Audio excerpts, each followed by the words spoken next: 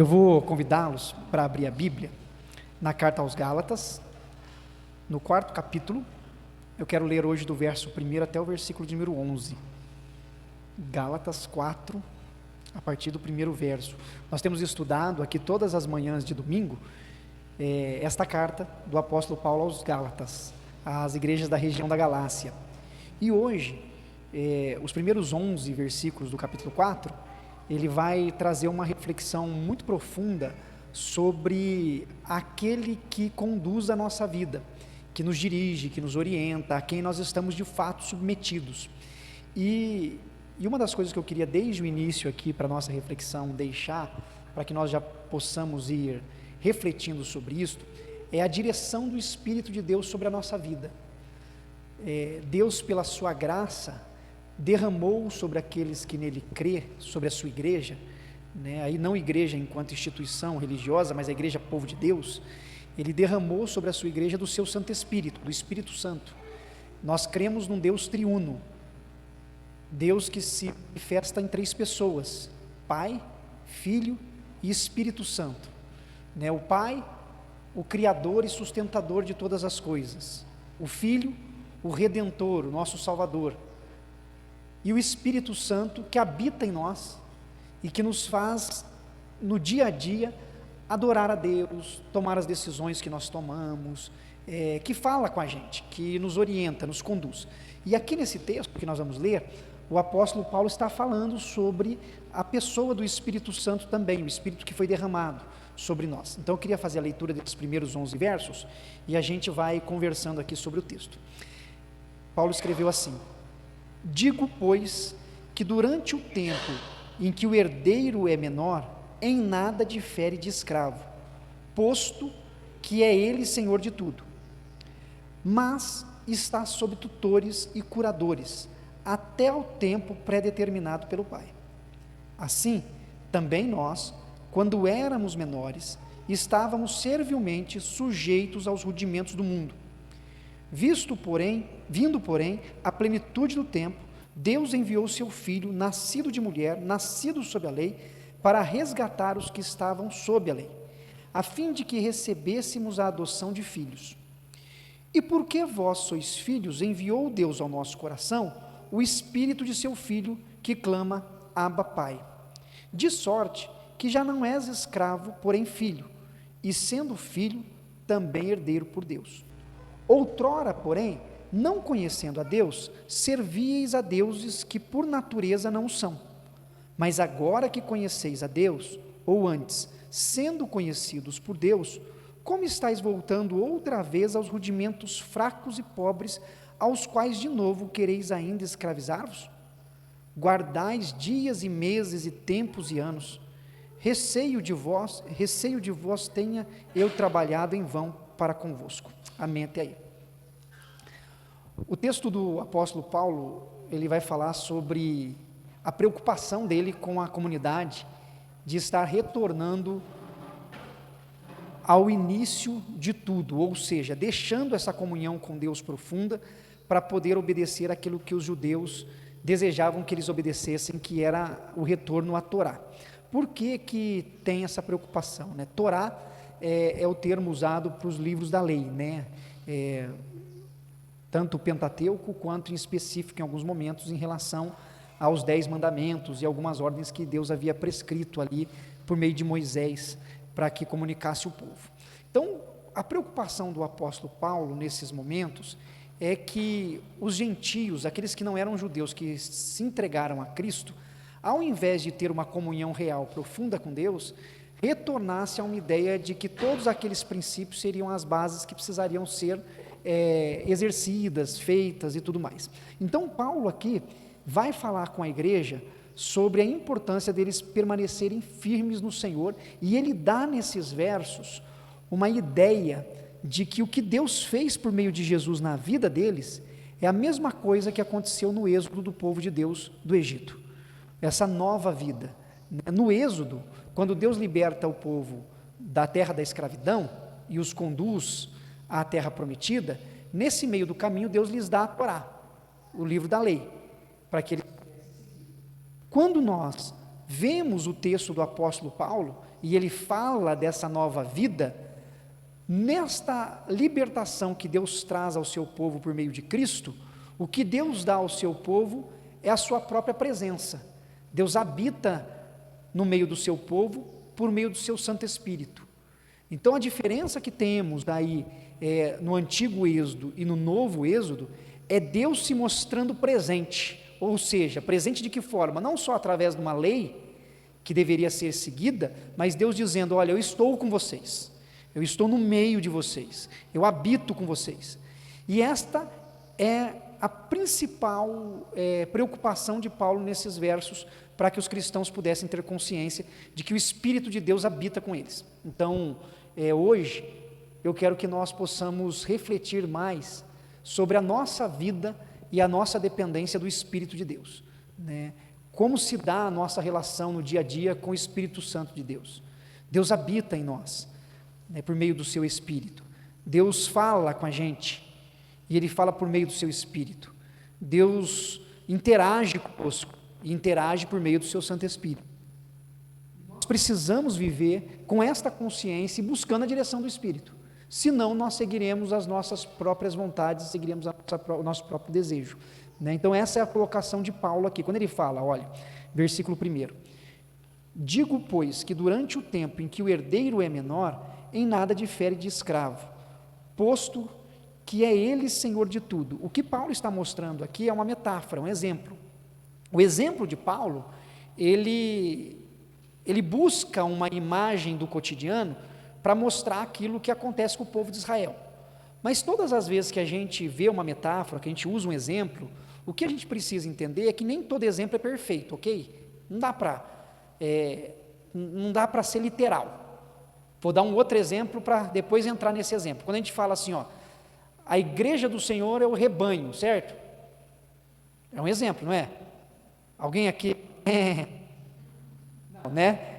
Quando fala, olha, o pastor do rebanho, o pastor, aquele que conduz as ovelhas, o rebanho são as ovelhas, é uma metáfora, certo? Ninguém aqui é ovelha, de verdade, no sentido literal, é uma metáfora, não dá para levar no sentido ao pé da letra, não dá, é uma metáfora. Então Paulo vai usar uma metáfora, por isso na metáfora tem algumas coisas aqui, por exemplo, quando ele fala que o menor, que está sob o cuidado do pedagogo, que é o escravo que está conduzindo ele usa algumas coisas que não eram comuns. Por exemplo, se a pessoa é herdeira e o pai veio a falecer e ele precisa receber a sua herança, isso não demorava para acontecer, isso acontecia de momento imediato.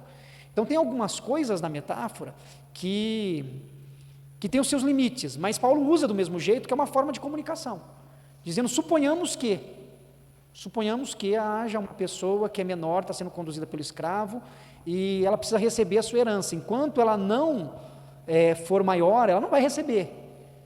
E ele está usando isso para dizer a respeito de Israel. Ele está dizendo, olha, Israel é como se fosse alguém que ainda é uma criança, que está recebendo as orientações necessárias, mas que ainda não recebeu a sua herança.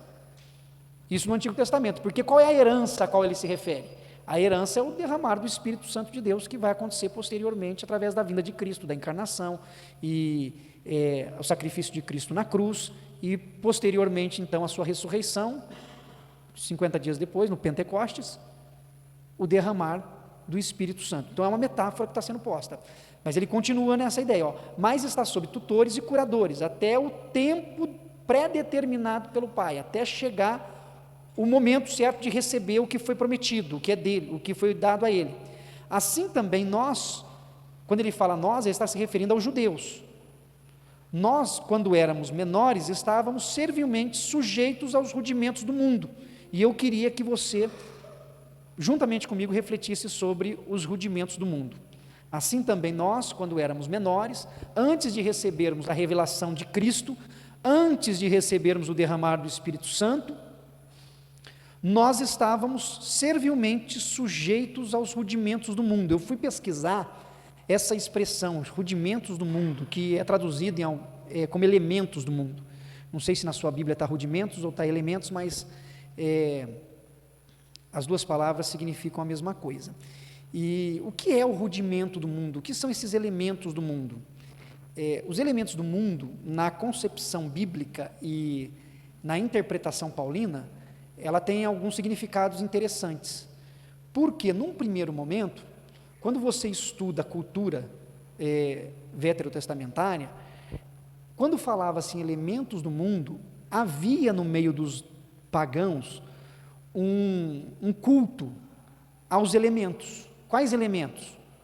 Terra, fogo, ar e... Como? Céu, não, é terra. Vocês lembram do Capitão Planeta? Água. Água. Vocês lembram de quem é da época do Capitão Planeta aqui? Só eu? Eu e o Brian só? Ah, não. Eu lembrei quando eu estava estudando, lembrei na hora do Capitão Planeta. Então, havia uma forma de adoração, tanto que em algumas regiões, em algumas nações, os seus deuses são deuses que controlam essas coisas. Né? Quando você vê na cultura que você tem o deus Poseidon, é o deus das águas. Por quê? Porque havia essa ideia de que os elementos controlavam. Né? Então, na cultura pagã, havia um reconhecimento como se esses elementos fossem deuses. Havia uma forma de cultuar esses elementos. Tem um texto, mas não é um texto canônico, que é um texto escrito por Salomão, que chama Sabedoria de Salomão. Os textos apócrifos, só para que você entenda, os textos apócrifos são textos escritos, ou pelo menos dada a sua autoria, a personagens que são bíblicos, ou pessoas que viveram no tempo com Jesus, ou no Antigo Testamento, que escreveram alguma coisa. Então, tanto que a gente tem na Bíblia protestante, na Bíblia católica, a gente tem alguns livros diferentes, né, que tem na Bíblia católica, não tem na Bíblia protestante, porque são considerados apócrifos. Mas além desses livros que tem na Bíblia católica, há outros livros apócrifos que a igreja, quando reunida no sínodo, entendeu que esses livros não eram inspirados, então não os colocaram no cânon. Mas são livros que são usados muitas vezes por conhecimento histórico.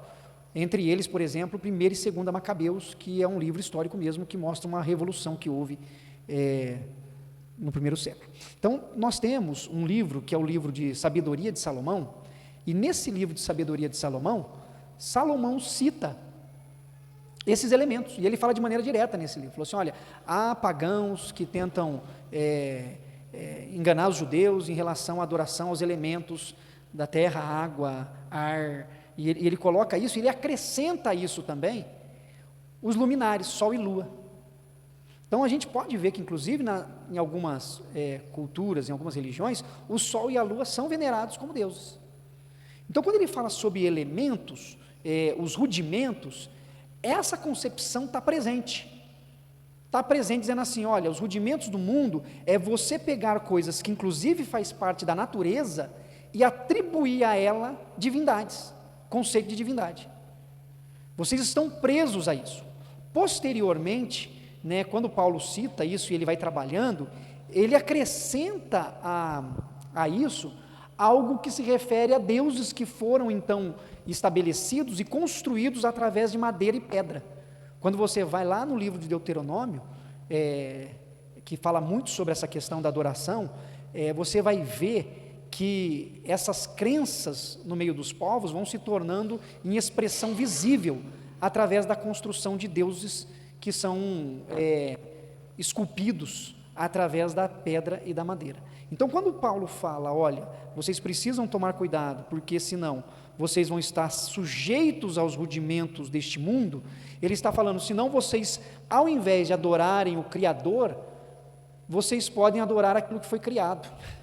Ao invés de andar numa comunhão com Deus, vocês podem focar nas coisas que são deste mundo, ou seja, perder totalmente a ênfase naquele a quem vocês precisam dar ênfase, que é o Senhor, o Criador de todas as coisas, e a comunhão com Ele. Então, Paulo ele está mostrando que até o povo de Deus separado, que é Israel, durante a sua peregrinação, durante esse período que ele estava caminhando, que ele recebeu a lei, e estava prosseguindo, estava sujeito aos rudimentos deste mundo, porque eles eram tentados, eles eram induzidos, eles eram seduzidos, né? Fazia parte da natureza humana, que tem a lei para ser lida, vista, compreendida, mas que tem a natureza humana, que é falha, pecaminosa e que se desvia. Então, fala que está nesse processo de amadurecimento, nesse processo de transformação, né?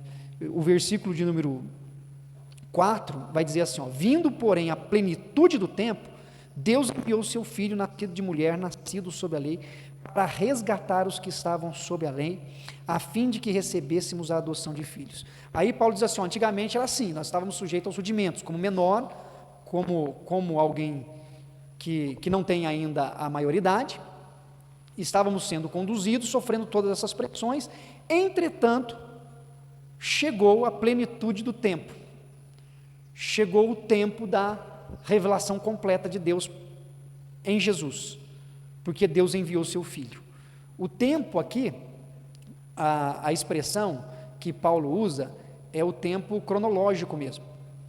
Quando nós vemos sobre tempo na Bíblia, a gente vê às vezes como uma expressão de um tempo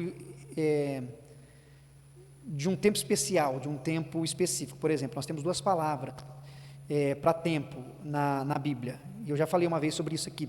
Uma delas é o Kairos de Deus. O que é o Kairos de Deus? O Kairos de Deus é um tempo de manifestação divina, não é um tempo cronológico. O tempo cronológico é aquele tempo que a gente consegue cronometrar, certo? Amanhã, 7 da manhã, eu entro no trabalho, é um tempo cronológico, amanhã às 7. A manifestação de Deus na pessoa de Cristo, né, a sua encarnação, é o Kairos. Deus prometeu que no seu tempo traria salvação. Quando é esse tempo? Ninguém sabia.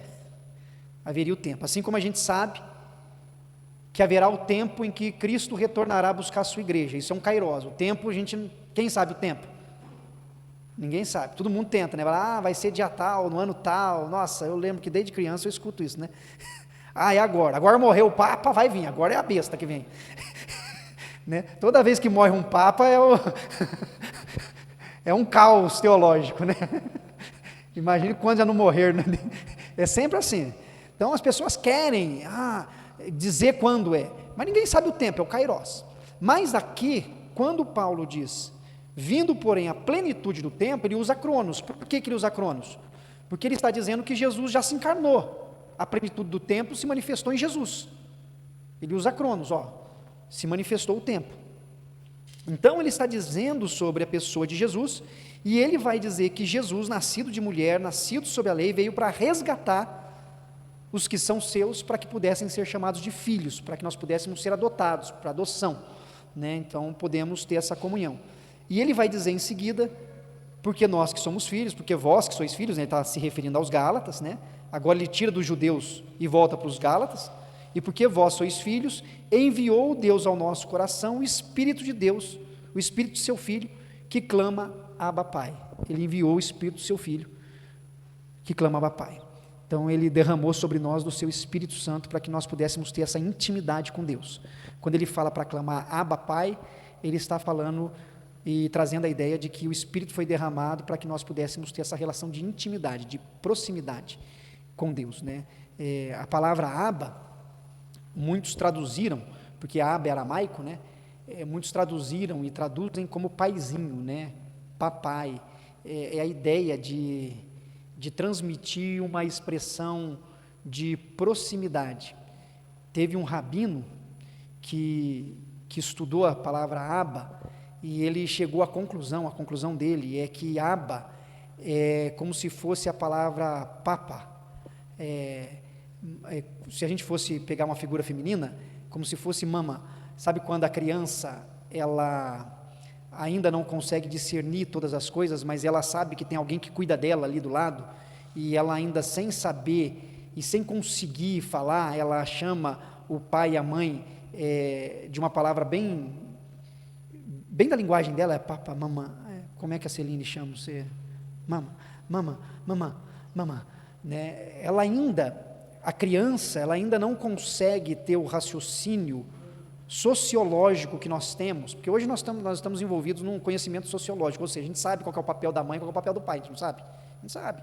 Quando a gente tem filho, a gente sabe, nós precisamos cuidar, eu preciso amamentar, eu preciso não sei o que, eu preciso trocar a fralda, eu preciso...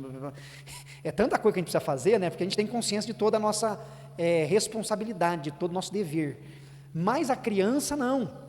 A criança, o que ela tem? É simplesmente a consciência de que aquele que está diante dela é o seu seguro, sua dependência total.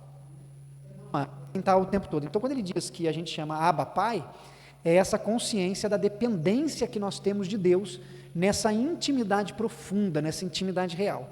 Então, quando nós falamos da nossa dependência por meio do Espírito de Deus, é saber que a nossa vida está nas mãos de Deus de maneira completa, né? Imagine a gente saber que Deus cuida da gente de maneira profunda, assim como a mãe, o pai cuida de uma criança sem a criança ter consciência, né? Ela simplesmente, ela chora, e quando ela chora, de repente chega alguém e dá mamar. Ela chora, e de repente tem alguém que vai lá e troca a fralda dela. Ela chora e ela tem um cuidado, e ela nem sabe às vezes o que está se passando, mas ela tem alguém que cuida. Então quando a gente clama Abba Pai, é a gente dizendo para Deus, olha Deus, eu não sei nem o que está passando comigo, mas eu sei que o Senhor cuida de mim. Então essa é a dependência nossa do Espírito. E como a gente nutre isso? Vamos trazer para algumas coisas também práticas para a gente hoje aqui, né? Já eu continuo o texto aqui, mas quando a gente fala de viver no Espírito, de ouvir a voz do Espírito, viver em intimidade com o Senhor, como você desenvolve isso na sua espiritualidade, no seu dia a dia? Alguém quer falar? Como, para a gente poder trazer também para nós aqui, como que nós como igreja, eu, Alex, você, como que a gente pode, na nossa caminhada, nutrir essa dependência do Espírito, essa vida no Espírito, para que nós não caiamos no equívoco de seguir o nosso próprio coração, seguir os deuses do nosso coração, né? Esses rudimentos do mundo. Como é que a gente pode silenciar os rudimentos do mundo, os elementos do mundo e ouvir a voz do Espírito?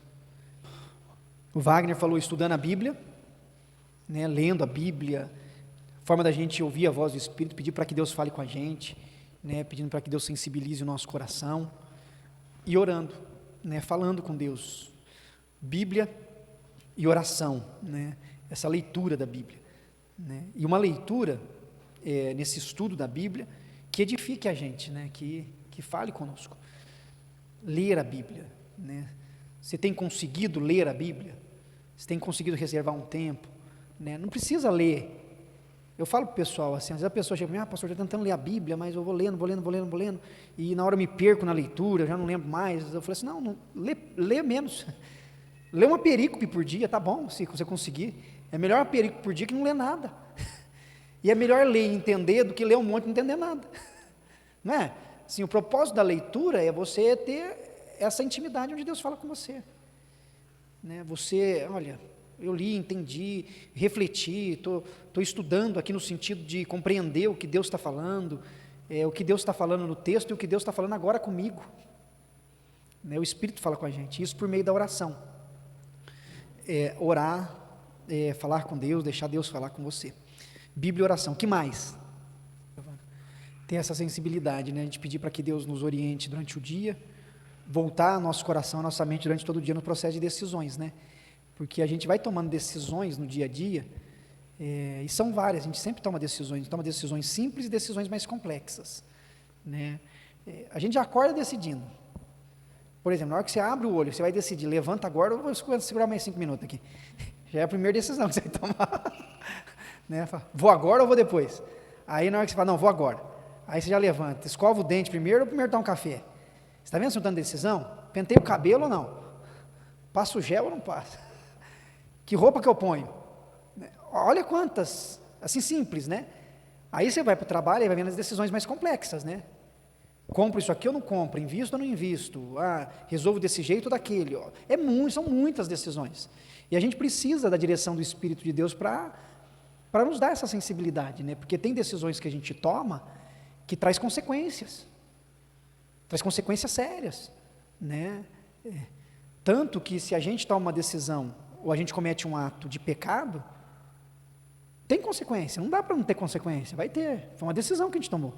Então a gente precisa ouvir a voz do Espírito para a gente tomar decisões sábias, decisões prudentes.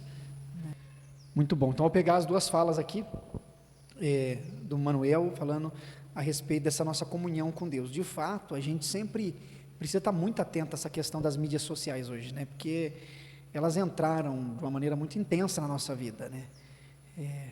Todos nós hoje temos acesso à internet, temos celular, estamos nas mídias sociais, né? Além do WhatsApp, que muitos usam para trabalho, que a gente usa muito celular para trabalho hoje em dia, e para contato com a família. E a gente, junto com isso, tem essas outras mídias, né? Instagram, Facebook, e etc. E são coisas que a gente precisa pedir muito discernimento a Deus mesmo, né? Por exemplo, uma das dificuldades que eu tenho esses dias, inclusive até desliguei para poder me concentrar melhor. No período de estudo, às vezes eu estou lá estudando, e quando eu estou estudando eu estou com o notebook aberto, estou com o notebook ligado. E eu deixo sempre a página do meu WhatsApp também aberta no notebook, né? Fica o web aberto. Aí eu estou lendo, de repente o que acontece? Pim! Pim! Tira atenção na hora, não adianta. Você fala, nossa, quem será que é? Não, peraí, deixa eu ler. Aí você já perdeu o foco. Nossa, mas se for importante. Aí você fala, deixa eu ver rapidinho. Ah, não é importante, deixa eu voltar aqui. Porque às vezes é um grupo é do grupo de futebol, é o grupo dos amigos pastores, é o grupo de não sei o quê, porque você tem grupo de tudo, né? Você tem o grupo do grupo, o grupo do grupo do grupo, e você vai tendo um monte de grupo, né? E aí só isso já tira a atenção da gente. Às vezes a gente está orando, com o celular perto, tim. Não é Deus mandando mensagem para vocês, pode ficar tranquilo. Deus, por enquanto, não houve nenhum lugar no mundo que Deus falou pelo WhatsApp, dizendo assim, filho meu, eis que te digo. Né? Então, a gente às vezes precisa tomar esse cuidado, porque o celular vai tomando, né? E a gente vai orar e fica uma oração meio que sem concentração, a gente vai ler a Bíblia, fica numa leitura meio ansiosa, porque você quer terminar a leitura para ver o que tá acontecendo, e a gente precisa vencer isso, porque é uma dificuldade, é uma barreira que a gente tem no nosso século, não tem jeito, a era da tecnologia trouxe isso. Esse não era um problema que o apóstolo Paulo tinha naquela época, não foi um problema da reforma, a internet, mas é um problema nosso hoje, né? Porque tem, e ela toma o nosso tempo. Quanto tempo a gente gasta vendo postagens no Instagram, e quanto tempo a gente dedica à leitura da palavra, à oração, à comunhão com Deus? É uma coisa que... Muito bom. A Bíblia é a internet de Deus. Conecta aí. É mais de 5G. E o tanto que a internet está complicando. Esses dias eu estava aqui no centro, eu estava andando a pé para resolver algumas coisas, e eu achei interessante, né, que eu sempre, quando eu vou andando, eu vou observando, né, e eu vi um pintor, uma parte alta, assim, fazendo a pintura entre aspas, né, porque ele estava trabalhando, mas adivinha onde ele estava? No celular. Ele estava no celular, assim. Aí eu fiquei olhando, falei assim, vou ver, às vezes é uma mensagem que ele está vendo, quero ver, que eu gosto de observar, porque na observação a gente vai vendo o comportamento, né, como que aquilo interfere na nossa vida, né, e aí ficou um tempão, ele estava no alto, trabalhando, só que ele não conseguia fazer o trabalho dele, porque ele estava olhando o celular, mas assim, não é um julgamento sobre ele, é uma observação comportamental, porque isso acontece com a gente. Às vezes você está sentado para ler um livro, você pega o celular lá, o livro está aberto, você está mexendo no celular, e você não lê o que você precisa ler, né? No volante, o que está acontecendo, acidentes demais, então isso vai prejudicando muito. Então Paulo, ele volta o foco, né, na questão dele para os rudimentos, e olha o que ele vai dizer na continuidade aqui, de sorte que já não é escravo, versículo 7, porém filho, e sendo filho também herdeiro por Deus. Paulo está dizendo assim, olha, vocês não podem retornar aos rudimentos, porque vocês são filhos, e como filhos, vocês são herdeiros, vocês não são mais escravos. E ele vai continuar no versículo 8 a 11, dizendo assim, outrora, porém, não conhecendo a Deus, servíeis a deuses que por natureza não são. Olha como é que ele retorna, serviam a deuses que por natureza não são. Então, em outro tempo, havia esse serviço a deuses, mas agora não. Agora que vocês conhecem a Deus, ou antes, sendo conhecidos por Deus, essa expressão de Paulo é muito profunda, porque ele está dizendo assim, qual que era a concepção de busca, de comunhão com Deus pelo povo? Era a pessoa buscar, era algo que partia do indivíduo, da pessoa, olha, não, vou buscar Deus, onde está Deus, quem é Deus, como Deus se revela, uma busca humana. Mas Paulo diz que Deus os conhece, ou seja, ele está invertendo essa lógica, ele está dizendo, olha, Deus os buscou, Deus se revelou a vocês, Deus os conhece. Não é tão somente vocês que conhecem a Deus, é Deus que conhece vocês. Deus os conhece, então vocês foram chamados a uma comunhão profunda com Ele, mas vocês agora querem retornar aos rudimentos fracos e pobres, rudimentos que não trazem essa nova vida. E quando Paulo fala sobre isso, uma das coisas que Paulo está enfatizando também é a lei, né? Mas Paulo, ele não vai dizer que a lei é má, porque a lei procede de Deus, mas o que Paulo quer deixar claro é que a lei, ela não consegue transformar o coração do ser humano, ela não consegue transformar o homem. Quem transforma o homem? Quem transforma a mulher? É o Espírito de Deus, não é a lei. Não adianta a gente chegar e decorar a lei. Decorar a lei não vai transformar, mas o Espírito de Deus pode nos transformar. E quando o Espírito de Deus nos transforma, as nossas atitudes, as nossas ações são de acordo com a vontade de Deus. É isso que Paulo está falando. Se vocês voltarem para os rudimentos fracos e pobres, se vocês voltarem para os elementos antigos, tudo o que foi pregado a vocês através de Cristo terá sido em vão. Tanto que no final do versículo, no último verso que a gente leu, ele fala sobre isso. Tem até preocupação de que todo o trabalho que eu tenha feito com vocês tenha sido em vão, porque vocês vão retornar a essas exigências. Vocês não podem fazer isso. A comunhão com Deus é mais importante. Se vocês fizerem isso, vocês voltarão a uma condição de escravos, retornarão à escravidão, estarão agindo de maneira equivocada.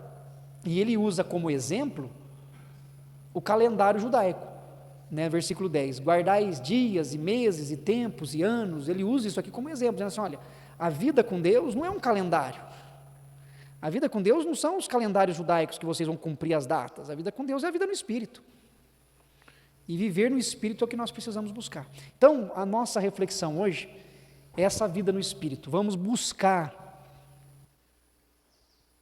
ter essa dependência total do Espírito, lendo a Bíblia, orando com foco, não tendo as mídias sociais aí nos tomando tempo, tendo gratidão, como a Priscila colocou também, né, ter um coração grato, entoando louvores ao Senhor, né, é uma forma da gente se encher do Espírito também, né, ouvir mensagens que edificam, fazer leitura de livros que são livros que trazem direção espiritual para a gente também. Todas essas coisas fazem parte da nossa espiritualidade. Tempo de solitude é uma coisa que enche a gente do Espírito, que nos traz essa comunhão, que é a gente ter um tempo de silêncio, de reflexão profunda. Jejum é uma forma de buscarmos a Deus e termos o nosso coração cheio. A própria conversa com os irmãos, conversas que edificam, conversas que são palavras de Deus. Porque tem duas formas da gente conversar com os outros, né? Ou a gente falar coisas que edificam, ou a gente falar da vida dos outros, né? Que é a fofoca, né? A fofoca não enche do Espírito, né? Agora uma conversa boa, aquela que edifica, né? Que é uma forma de Deus ir trabalhando com a gente. Então, busquemos a Deus. Amém? Vamos orar antes da gente encerrar? Feche seus olhos. Eu queria que você aproveitasse nesse momento, tivesse seu tempo de oração, e pudesse também colocar algumas decisões práticas para buscar essa intimidade, essa comunhão com Deus por meio do Espírito. Então, se você puder, diante de Deus, colocar: olha, Senhor, durante essa semana, eu vou ter tempos de solitude durante o meu dia. Olha, essa semana eu vou ler a Bíblia, vou ler uma carta do Novo Testamento, vou ler o Evangelho, vou começar a leitura de alguns capítulos de maneira bem devagar, para ler e entender. Eu vou orar mais, eu vou jejuar. Tome sua decisão. O que você vai fazer? Olha, eu vou diminuir o uso do meu celular, não vou usar celular para entretenimento, só para trabalho. Faça o que você achar que é importante para a sua comunhão com Deus. Tenha esse tempo de reflexão e daqui a pouco eu vou estar orando.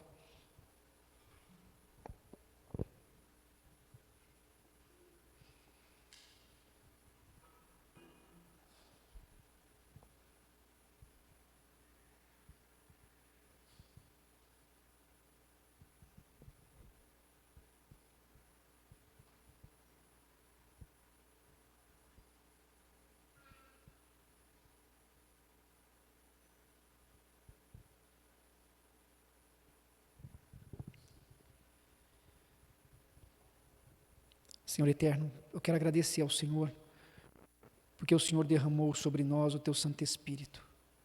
Nós podemos aqui abrir os nossos lábios, falar com o Senhor e ter a plena certeza de que o Senhor nos ouve por causa do sacrifício de Cristo na cruz e por causa da presença do Teu Espírito Santo em nós. E aqui, ó Pai, eu quero junto com os meus irmãos e irmãs clamar ao Senhor, que o Senhor nos ajude num crescimento, num desenvolvimento, em nossa comunhão com o Teu Santo Espírito, ó Deus. Derrama da Tua graça sobre nós, e que possamos viver em intimidade profunda com o Senhor, ó Deus. Pai eterno, dá-nos discernimento e orientação para que possamos nutrir a nossa vida, que Teu Espírito nos guie, ó Deus. Senhor eterno, que possamos ter mais tempo de oração, de leitura, de estudo da palavra, de gratidão, que possamos diminuir o nosso tempo, ó Pai amado, com a nossa interação nas mídias sociais e ter mais interação com o Senhor, que possamos ter um coração grato, que possamos viver em tempo de solitude, que tenhamos, ó Pai eterno, momentos de jejum, de consagração. Deus, faça isso em nós, cada um de nós, conforme a Tua vontade. Em nome de Cristo Jesus, nosso Senhor amado, nós oramos. Amém, Pai. Amém, irmãos.